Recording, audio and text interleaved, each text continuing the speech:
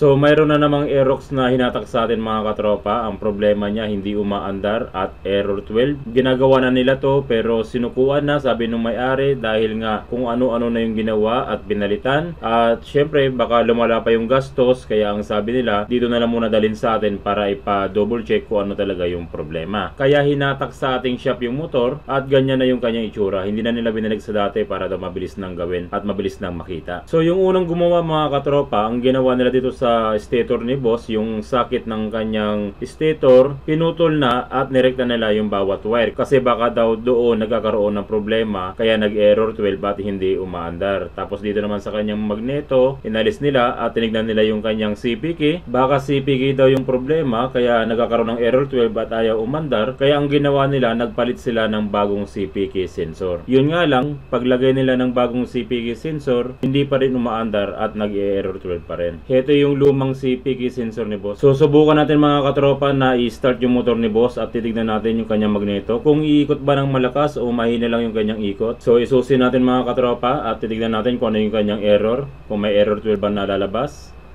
Okay, so mayroon siyang error 12 na lumabas tapos naka-check engine siya. Ngayon subukan natin i-push button at titignan natin yung kanyang magneto kung iikot. Sige, push button mo. Ups, push button. Ups, isa pa. Das.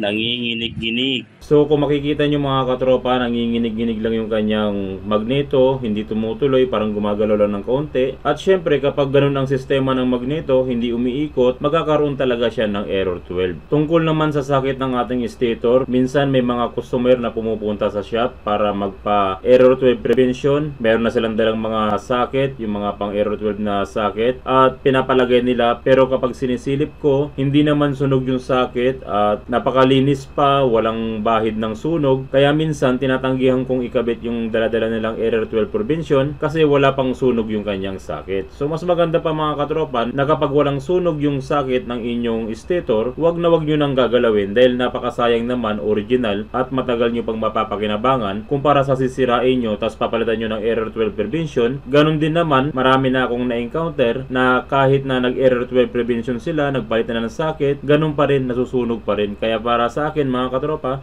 advice ko lang sa inyo kapag hindi sunog ang socket ng inyong stator, huwag nyo nang gagalawin. Malamang hindi doon ang problema at hindi doon ang cause ng error 12. So narekta na yung wire doon sa ating stator at may error 12 pa rin. Nagpalit na sila ng CPK sensor, ganun pa rin, hindi pa rin umaandar, nag-error 12 pa rin. Kung sakaling na-encounter mo yung ganitong klaseng problema sa iyong motor o sa motor ng iyong customer, ganito lang yung basic na dapat mong gawin para ma-solve mo yung problema.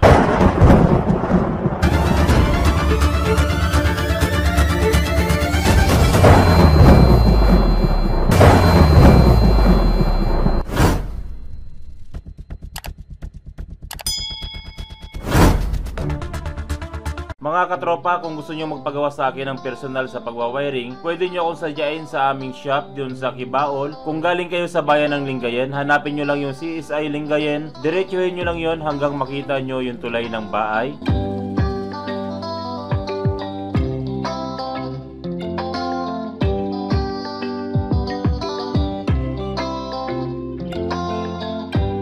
Ito na yung tulay ng bahay, lagpasan nyo lang yung tulay na ito. Pagbaba ng tulay, kumaliwa kayo.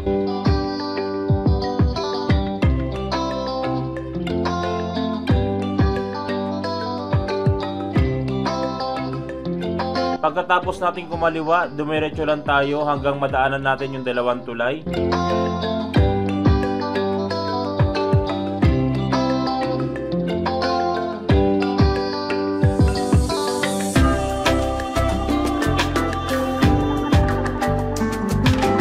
Pagkababa nyo sa tulay na ito, 50 meters, nasa bandang kanan kami.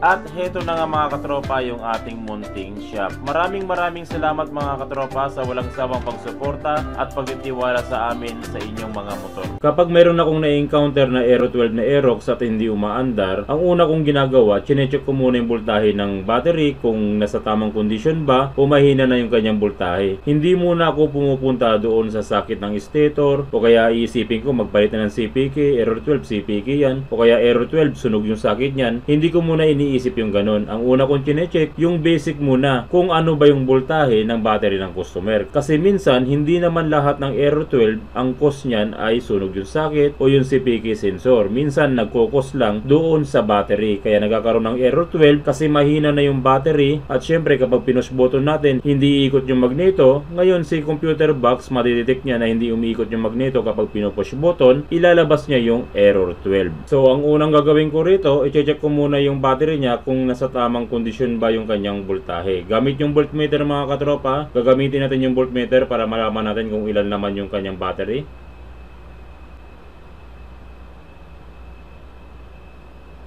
So kung mapapansin nyo dito mga katropa, 10.5 lang yung kanyang laman. Dapat ang kanyang laman ay 12.7, 13.1 o kaya 13.7.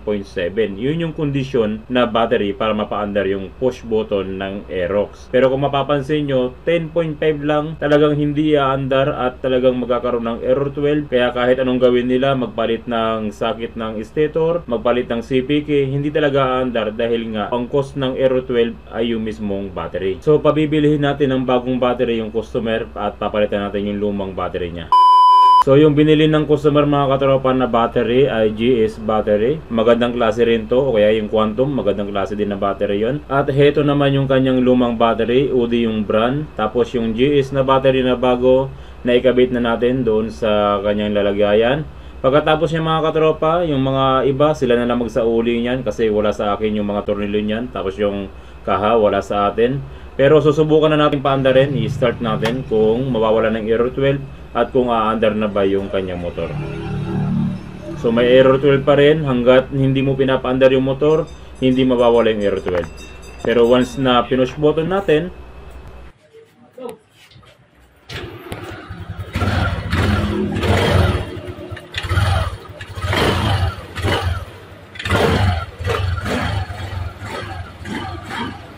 mawawala na yung kanyang error 12 kapag umandar na yung makina. Patayin natin.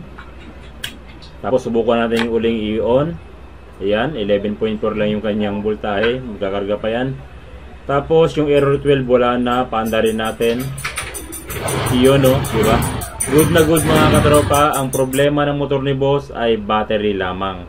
At hindi yung sakit. At hindi rin yung CPK sensor. Kaya napaka-importante kapag tayo nagdo-troubleshooting, i-practice natin na magsimula muna tayo sa basic, kung ano ba yung mga dapat gawin, yung mga basic na troubleshooting muna. At huwag muna tayong pumunta dun sa mga major parts dahil may kamahalan yung mga parts kapag binili. Tapos pag binili, hindi naman yun ang problema. Masasayangan lang. Yung pala ay basic lang yung kanyang problema. So yun lang mga katropa. Maraming salamat sa walang sawang pagsuporta sa ating channel. Sana marami kayo natutunan tuwing nanonood kayo ng ating video.